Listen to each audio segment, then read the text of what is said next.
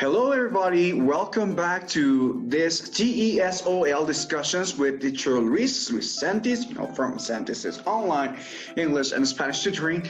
And, today we're going to discuss this topic right here, which is the focus to us, to the teachers. And now the topic for today says teachers that work too hard are the ones who burn out. What do you think? Have you ever felt so stressed that you really don't want to do anything else, that you just want to relax, chill, and go to bed and sleep and just shut the door and forget about everything? I have. And yes, well, I'm going to tell you about my past experiences. I when I started teaching, like at school, in different kind of schools, it was very difficult for me because basically I didn't have like that experience. I have learned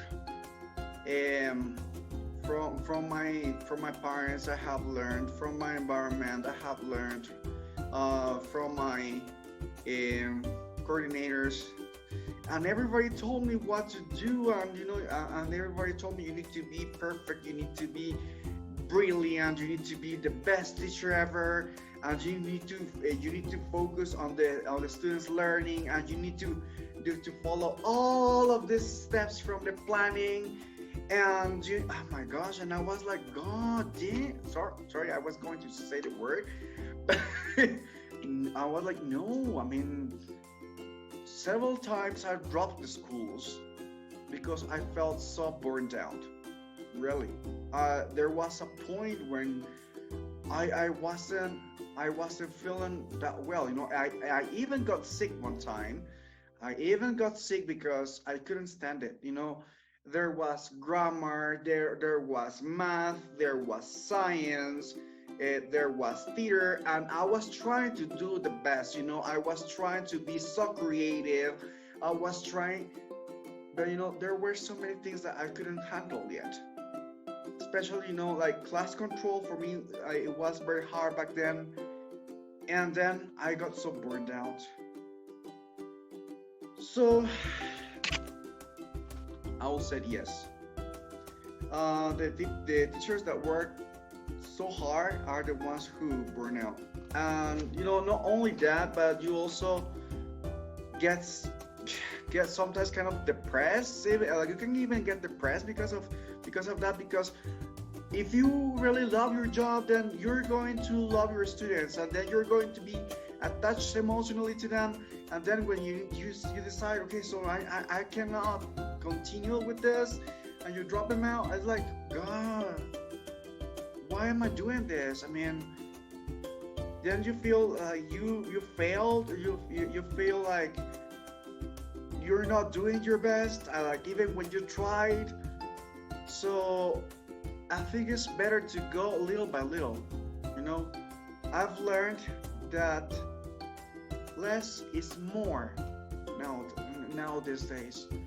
Even now we're working in a virtual environment because of all of this pandemic that is going through the world. I've learned that I need to go step by step with my students, so then they can produce more English. In this case, we're talking about English. And well, I've seen that also with my French teacher. She goes, okay, so now we're going to review this. We're going to do this exercise. On this exercise, this is your homework, so that we can acquire all the language. And then, well, everything needs to have a balance.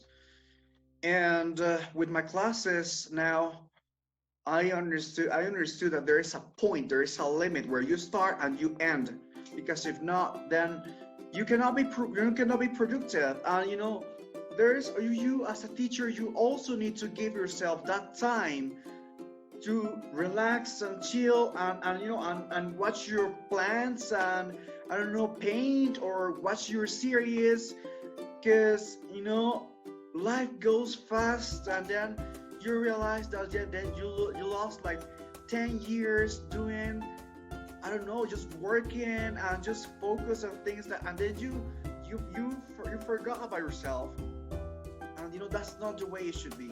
Well, that's my point of view. Now, I would like to hear from you, and I would like to hear what do you think about this. So, thank you very much for watching. I send you a big hug, and peace and love from the distance. And this is Luis Santis from Guatemala, and I wish you a wonderful day.